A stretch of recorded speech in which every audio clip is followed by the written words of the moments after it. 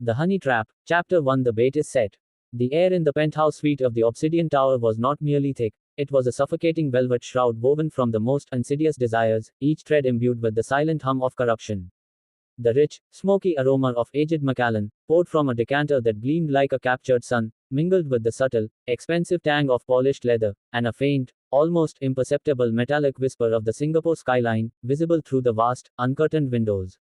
Yet, beneath these layers of luxury, Priya detected something else, a scent that only she, with her heightened, almost predatory senses, could truly discern, the sharp, acrid tang of fear, mixed with the cloying sweetness of desperate ambition. It was the signature of her prey, Senator Alistair Thorne, and it was intoxicating, a dangerous perfume that promised both victory and peril. Priya moved through this opulent cage like a phantom, her silk robe, the color of a midnight ocean, whispering against her skin with a sound softer than a sigh, yet each rustle felt like a deliberate challenge to the oppressive silence. Each step was not just a movement across the imported Persian rug, but a calculated stroke in the masterpiece of deception she was painting, a tightening of the invisible net. The city outside, a sprawling galaxy of diamond bright lights, was a distant, irrelevant hum, a world she had long ago detached from, a world that held no solace.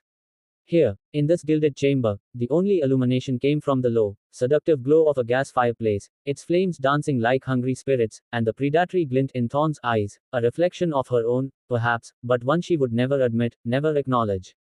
Thorne. The name itself felt like a blunt instrument, a heavy, unyielding force.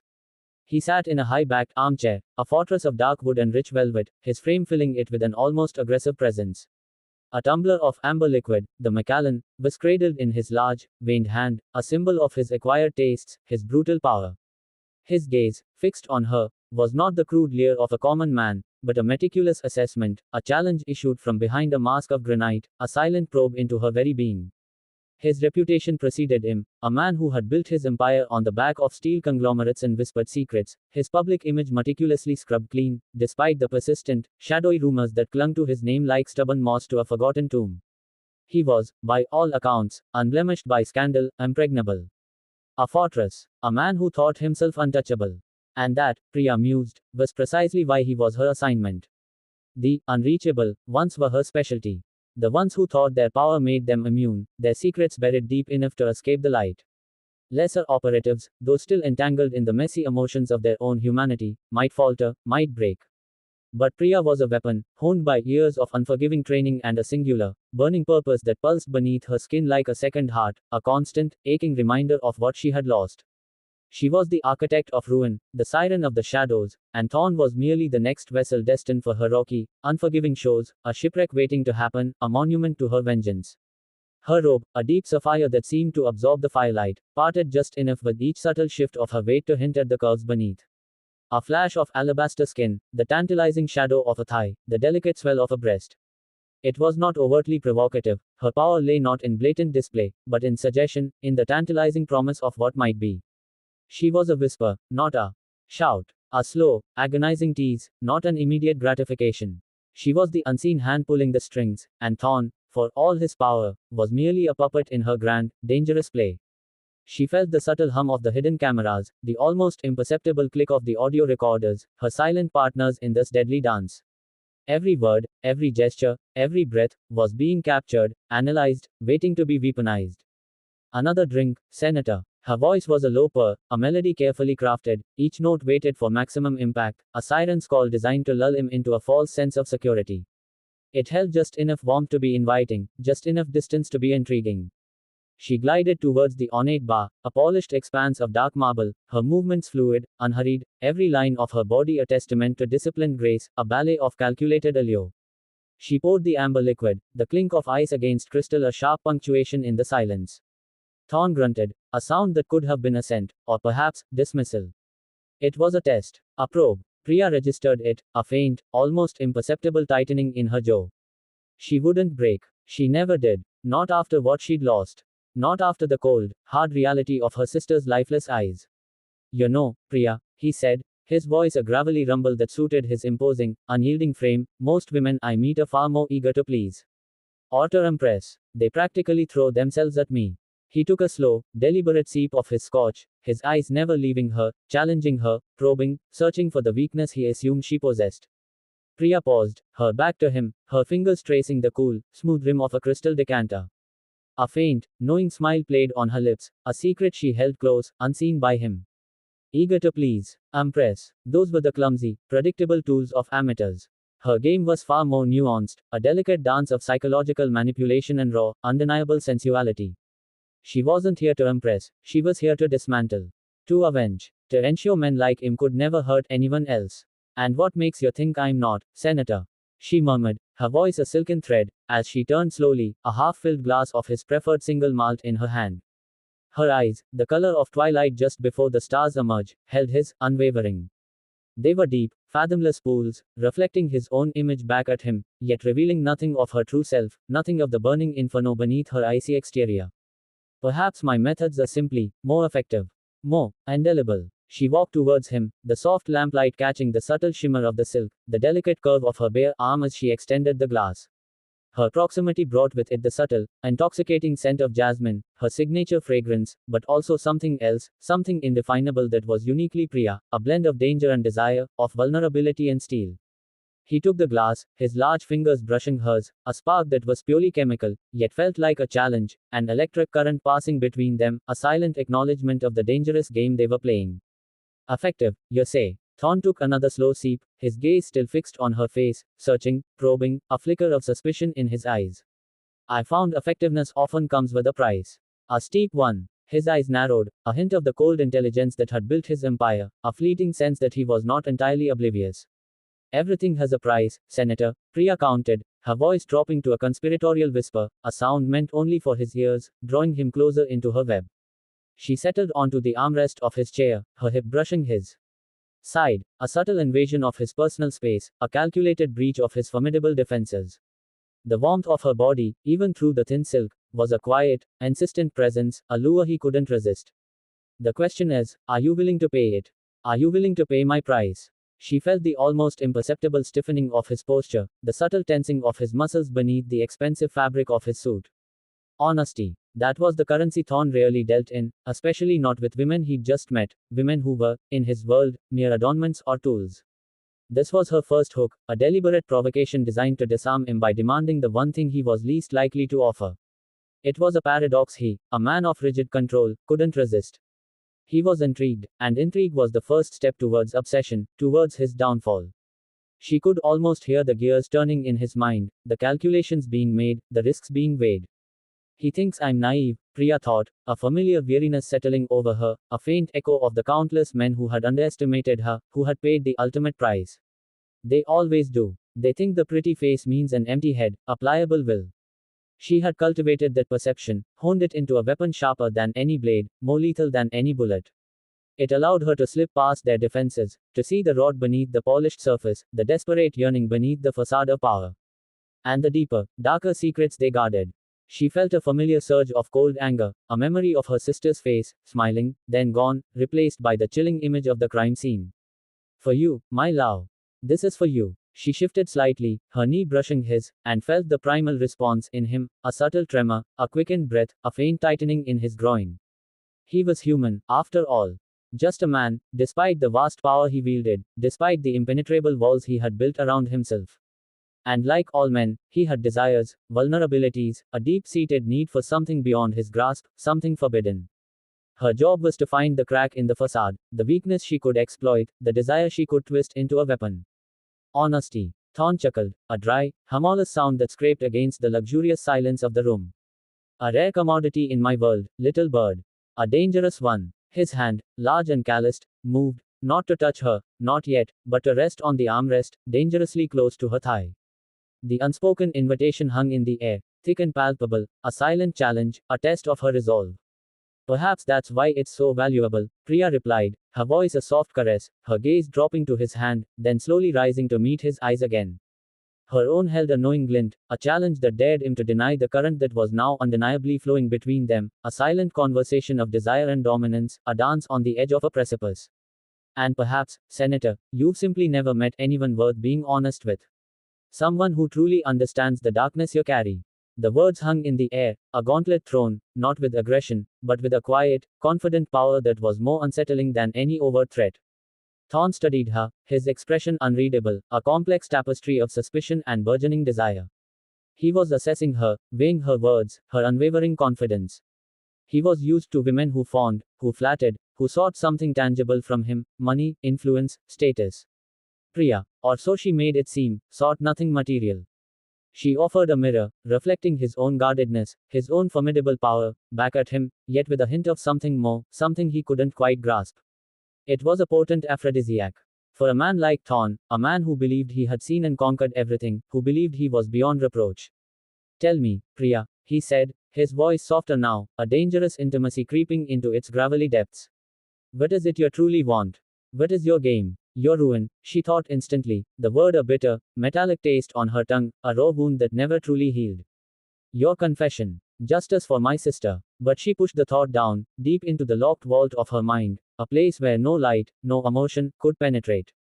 Her face remained serene, her eyes holding a hint of playful mystery, a promise of untold depths, a dangerous allure. What I want, Senator, she murmured, her fingers lightly tracing the intricate stitching on his expensive suit jacket, a feather-light touch that sent a shiver through him, a jolt of unexpected pleasure, is to understand. To understand the world you inhabit. The decisions you make. The secrets you keep. The darkness you hide. It was the perfect answer. It appealed to his formidable ego, his profound sense of importance, and his inherent, almost pathological, need for control. She wasn't asking for money, or favors, or even his body, not directly. She was asking for access, for knowledge, for the key to his inner sanctum. And for a man who prided himself on his impenetrable nature, the idea of revealing his depths to such a captivating, intelligent woman was a powerful, almost irresistible lure. It was the ultimate conquest, not of her, but of himself, a self-destruction he would willingly embrace. He leaned back, a faint, almost imperceptible smile touching his lips. A dangerous curiosity, Priya. Some secrets are best left buried. They have teeth. A flicker in his eyes, a momentary hardening of his jaw, betrayed a deeper, more dangerous truth. He wasn't just talking about financial secrets. He was talking about lives. Perhaps, she conceded, her voice barely a whisper, her eyes dropping to his lips, then slowly rising back to his eyes, a silent, potent invitation. Her gaze lingered, promising untold pleasures, forbidden knowledge, a descent into delicious darkness. But some secrets are meant to be shared. Especially when the right person is listening. Someone who can appreciate their true weight. She felt the shift, the subtle, almost imperceptible surrender in him. His hand moved, slowly, deliberately, to cover hers on the armrest. His thumb brushed her knuckles, a warm, possessive touch that sent a jolt of calculated pleasure through her. Priya didn't flinch, didn't pull away. She allowed it, a calculated acceptance that deepened the illusion of intimacy, drawing him further into her web. He's falling, she observed, a detached, clinical part of her mind ticking off the boxes on her mental checklist. The ego is hooked. The curiosity is piqued. Now, for the primal. The scent of his desire, a subtle musk, was growing stronger, mingling with the scotch and leather. He was ripe for the taking. The air itself seemed to crackle with the unspoken tension, a prelude to the storm, a silent countdown to his ruin. Priya rose from the armrest, her movement slow and deliberate, a liquid unfolding of grace that drew Thorn's gaze with every inch of her ascent. The sapphire silk of her robe, which had clung to her form, now seemed to float around her, parting just enough to reveal the long, elegant line of her leg, the gentle, inviting curve of her hip, and the tantalizing hint of the dark triangle where her legs met. She stood before him, a vision of controlled sensuality, every curve, every subtle shift of fabric, a calculated invitation. The lamplight from the fireplace gilded her skin, turning it to liquid gold, highlighting the delicate tracery of veins. Beneath the surface, the almost imperceptible pulse at her throat. She was a living sculpture, designed for his undoing, a masterpiece of temptation. May I? She began, her voice a soft, almost hesitant question, yet her eyes held a challenge that dared him to deny her. It was a question that wasn't a question, a request that was an order, cloaked in the guise of feminine deference. She reached for his tie, her fingers brushing against the cool, expensive silk, then moving to the knot, a delicate, intimate gesture. Thorn watched her, his breath catching slightly in his throat. He was a man accustomed to giving orders, to commanding, not to receiving them, especially not from a woman who looked at him with such knowing intensity, such quiet power. But there was something in her gaze, a silent promise of pleasure so profound it momentarily rendered him speechless, stripping away his usual composure. He simply nodded, a slight, almost imperceptible movement of his head, a silent surrender. Priya's fingers were deft, unhurried, as she loosened his tie, then unbuttoned the top button of his shirt. Her touch was light, professional, yet imbued with an undeniable undercurrent of sensuality that made his skin prickle with anticipation. She leaned closer, her scent enveloping him, that heady, intoxicating blend of jasmine and something wilder, more primal, the scent of a woman who knew her power and how to wield it, a dangerous, intoxicating perfume. You carry a great deal of weight, Senator, she murmured, her voice a low thrum against his ear as she unbuttoned another button, revealing the strong, corded column of his throat, the beginning of his broad, muscled chest. Her gaze dropped, momentarily, to the taut skin, the subtle pulse beating beneath. Perhaps it's time to let some of it go. To unburden yourself. He swallowed hard, his gaze fixed on her mouth, so close to his, so full and inviting. And you, Priya? He rasped, his voice rough with a desire he was no longer bothering to conceal, a raw hunger that consumed him. Do you ever let go? Do you ever truly surrender? A genuine, albeit fleeting, smile touched her lips, a rare glimpse of the woman beneath the facade, a hint of the vulnerability she guarded so fiercely. Only when it serves my purpose, Senator. Only when the reward outweighs the risk. She pulled back slightly, her eyes locking with his, a silent dare, a challenge to his perception of her. And sometimes, the greatest purpose is simply to feel. To feel everything. To feel nothing. She moved away from him, towards the fireplace, the sapphire silk swirling around her like water, a fluid dance of fabric and form. She picked up a small, ornate silver box from the mantelpiece, her movements graceful, almost ethereal, as if she were floating. He watched her, captivated, his mind reeling from the intoxicating blend of her frankness and her allure, the way she seemed to strip away his defenses with nothing but a glance and a whisper. Do you believe in fate, Senator? She asked, her back to him as she opened the box, revealing a single, perfectly rolled cigar, dark and fragrant, a forbidden pleasure. I believe in opportunity, he corrected, his voice regaining some of its usual steel, though it was still laced with a new, raw edge, a tremor of desire. And in making my own luck. An excellent distinction, Priya agreed, turning to face him, the cigar held delicately between her fingers. She walked towards him, then knelt before him, her eyes level with his, a silent assertion of power even in her subservient posture. The robe, now fully open, fell away, revealing the smooth expanse of her inner thigh, the gentle curve of her hip, the tantalizing hint of the dark triangle where her legs met. She was a vision of controlled sensuality, every movement a calculated invitation, a silent promise of untold pleasures. She took a lighter from her pocket, a sleek, silver Zippo, and flicked it open with a practiced ease. The flame danced, casting flickering shadows on her face, highlighting the sharp angles of her cheekbones, the full, inviting curve of her lips. The click of the lighter was the only sound in the room, sharp and precise, a prelude to the inevitable. Opportunity, then, she whispered, her voice a seductive promise as she held the flame to the tip of the cigar, drawing in a slow, deep breath, then exhaling a plume of fragrant, blue-gray smoke. She handed him the lit cigar, her fingers brushing his again, a lingering touch that sent a jolt through him. Let's explore it, shall we? Let's see where this opportunity leads. Thorn took the cigar, his hand trembling slightly. He drew on it, the rich smoke filling his lungs, but his gaze remained fixed on Priya, kneeling before him, her eyes dark pools of desire and something else he couldn't quite decipher, a depth that hinted at secrets far beyond his understanding, a dangerous mystery he was desperate to unravel. She remained there, kneeling, her head tilted slightly, her gaze unwavering, holding his captive. The silence stretched, thick with unspoken desires, with the weight of their carefully constructed personas. Priya allowed the tension to build, knowing that in the vacuum of silence, a man's true desires often surfaced, raw and unbidden, desperate for release. He wants control, she thought, watching the subtle shifts in his expression, the way his jaw tightened, the slight flare of his nostrils. But he also wants to be consumed. To be lost in something he can't command, something that will overwhelm his carefully constructed world. That was the paradox of men like Thorn.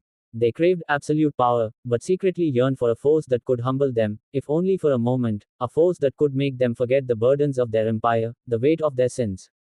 You are a dangerous woman, Priya, Thorn finally said, his voice barely a whisper, the cigar forgotten in his hand, its smoke curling lazily upwards, a forgotten prop.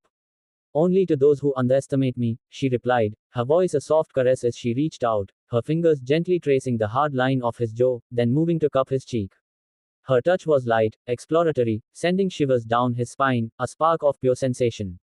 Do you underestimate me, Senator? Do you dare? He shook his head, his eyes dark with a hunger he no longer bothered to conceal, a primal need that had eclipsed his usual caution.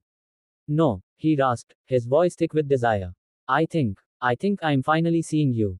Truly seeing you. No, you're seeing what I want you to see, Priya thought, a faint, almost imperceptible flicker of triumph in her eyes.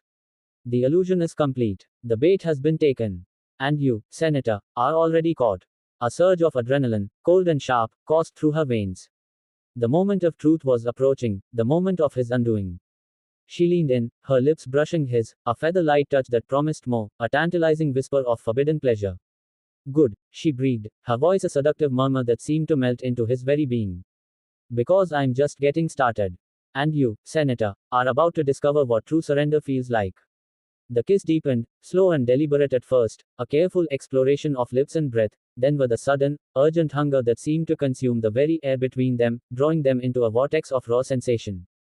Thorn's hand, large and calloused, moved, pulling Priya closer, his fingers tangling in the sapphire silk of her robe, then finding the soft, yielding skin beneath. His touch was possessive, almost desperate, a stark contrast to his usual controlled demeanor. Priya responded, her body a pliant instrument in his hands, guiding him, subtly leading him deeper into the trap, into the intricate web she had woven with such meticulous care. Her mind, however, remained a fortress, impenetrable and cold. Even as her body responded with practiced authenticity, even as his hands explored, her thoughts were clear, precise, a relentless ticking clock. The safe, the documents, the camera, each item a waypoint in the mission, a critical piece of the puzzle.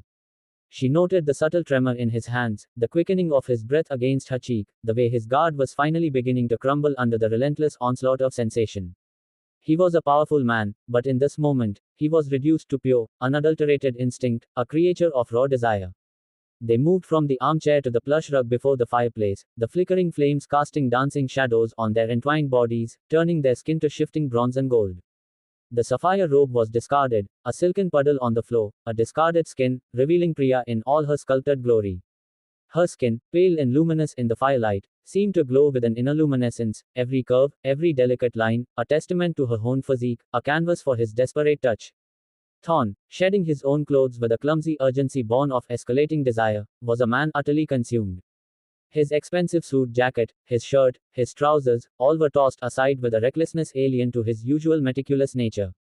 His usual composure had evaporated, replaced by a raw, primal desire that stripped him bare, not just of his clothes, but of his carefully constructed persona.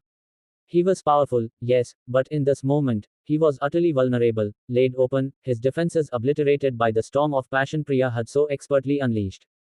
Priya allowed him to dominate, to take the lead, but it was a carefully choreographed surrender, a masterful illusion.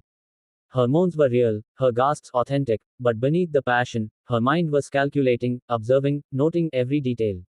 The way his hand brushed against the hidden panel behind the painting, the faint, almost imperceptible click of a lock as he shifted his weight, the subtle shift in his breathing when, in a moment of drunken bravado, he muttered something about his most valuable assets being closer than anyone would think. Each detail was a breadcrumb, leading her closer to her true objective. She guided his hands, her own exploring his body with a practiced intimacy, her fingers tracing the scars on his back, the tension in his shoulders, the ripple of muscle beneath his skin. Each touch was a probe, a data point, a way to map his vulnerabilities, his physical responses, his deepest desires. She knew the precise layout of the suite, the placement of every hidden camera, every laser sensor, every pressure plate. Her earpiece, a tiny, almost invisible device nestled just inside her ear, was feeding her subtle cues from her remote team, confirming her observations, guiding her towards the precise objective. They were her eyes and ears, a silent chorus orchestrating the symphony of his downfall, a digital net tightening around him. The night deepened, a symphony of whispered words, heated breaths, and the rhythmic cadence of bodies entwined. Priya made sure Thorn felt like the conqueror, the master of the moment, even as she was the one orchestrating every single move, every gasp, every thrust. She knew exactly when to arch her back, when to moan his name, when to whisper a suggestive phrase that would send him spiraling further into oblivion, his senses overwhelmed, his mind clouded by pleasure. She was a master of the art of illusion, making him believe he was in control, even as he was utterly lost in her, a puppet on her strings. At one point, as Thorn's passion reached a fever pitch, he pulled her close, his lips hot and urgent against her ear, his breath ragged. "You are incredible, Priya," he gasped, his voice thick with desire, almost unrecognizable. "I've never felt anything like this. Never. You are a goddess." "Of course you haven't," she thought, a faint, bitter smile playing on her lips, unseen in the dim light. Because you've never been truly seen. Not like this. Not by someone who understands the true nature of your hunger, your emptiness. She knew how to make a man feel seen, truly desired, utterly consumed, even as she was systematically dismantling him, piece by agonizing piece. It was her most potent weapon, the illusion of connection. It was during a moment of profound, post-climactic intimacy, when Thorn was at his most vulnerable, his guard completely down, his body heavy with satiation, that Priya made her move. He lay beside her, his arm heavy around her waist, his breathing deep and even, a picture of exhausted contentment. He was asleep, or close to it, lost in the haze of pleasure and the heavy weight of the expensive scotch. Her eyes, now clear and sharp, scanned the room, instantly snapping back to their mission-focused precision. The painting, the hidden safe. Her team had confirmed its exact location and the likely mechanism, a combination of biometric and a numerical code. She had already noted the subtle indentation on his thumb from the heavy, ornate signet ring he always wore, a ring that, according to her intel, contained a hidden key or a biometric scanner. Carefully, almost imperceptibly, Priya eased herself away from him. Her movements were silent, fluid, like water flowing over polished stone, leaving no ripple. She slipped out of bed, her body a shadow in the dim light, and retrieved her discarded robe, pulling it on with practiced ease. The silk felt cool against her skin, a stark contrast to the heat that had just consumed her, a return to her cold reality. She moved to the painting, her fingers tracing the ornate frame, her memory recalling the precise details from the schematics. She found the almost invisible button, a tiny pressure point concealed within the carving. She pressed it, and heard the soft, almost inaudible click of a mechanism engaging. The panel slid open, revealing a small, reinforced safe, its steel glinting faintly in the firelight, a beacon of his secrets. Her heart rate remained steady, her breathing calm, a testament to years of rigorous training, to a discipline forged in fire. This was the moment. She reached for Thorn's hand, gently removing the heavy signet ring from his finger. It was cold against her skin, a symbol of his power, now a tool in her hands, a key to his undoing. She examined it under the faint light, noting the tiny, almost imperceptible engraving on the inside, a series of numbers and symbols. Not a key, then. A code. A very specific code. She returned to the safe, her mind racing through the possibilities, cross-referencing the information from her team. The numbers on the ring, combined with a date, perhaps. His birthday. His wife's. No. Too obvious for Thorn, too easily guessed. His sister's birthday. Her team had dug deep, uncovering every hidden vulnerability, every buried secret. Thorn had a deceased sister he rarely spoke of, a source of deep, buried grief, a raw wound he kept hidden from the world. A perfect, emotional anchor for a code, a number he would never forget, never change.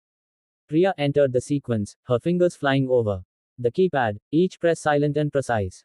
A soft whirring sound, the quiet hum of gears, and then, with a faint, satisfying click, the safe door swung open, revealing the heart of his corruption. Inside, nestled on a velvet lining, were several thick binders, a stack of encrypted hard drives, and a single, heavy, leather-bound ledger. Her primary target, the ledger. It was rumored to contain the true financial records of his illicit dealings, a shadow economy that funded his political power, his influence, his very empire. This was the key to his undoing, the weapon that would bring him down.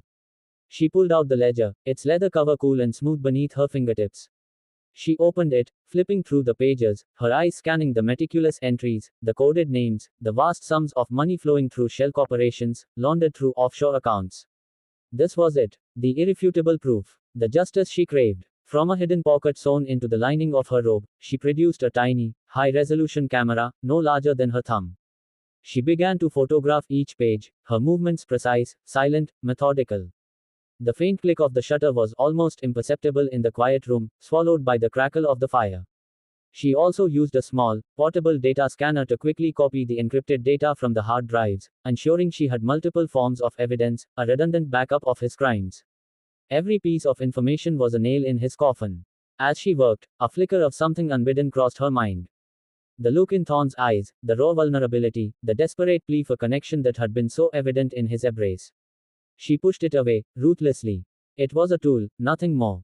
A means to an end. This wasn't about connection. It was about justice. About her sister. About the cold, hard truth that men like Thorn had to be stopped, no matter the cost to her own soul. Priya finished her task with the precision of a surgeon. Every page of the ledger had been meticulously photographed, every byte of data from the hard drives copied and verified. She replaced the ledger and hard drives exactly as she had found them, nestled back into their velvet lining, and closed the safe door with a soft, almost inaudible click, ensuring it was perfectly shut, leaving no trace of her intrusion. She returned the heavy signet ring to Thorn's finger, her touch as light as a feather, as if she were merely adjusting his hand in his sleep. He stirred, mumbled something indistinct in his slumber, and pulled her closer, his arm tightening around her waist, a possessive gesture even in unconsciousness. Priya lay there, rigid, listening to his deep, even breathing, the rhythmic rise and fall of his chest against her back. The mission was complete. The hook was set, the trap sprung.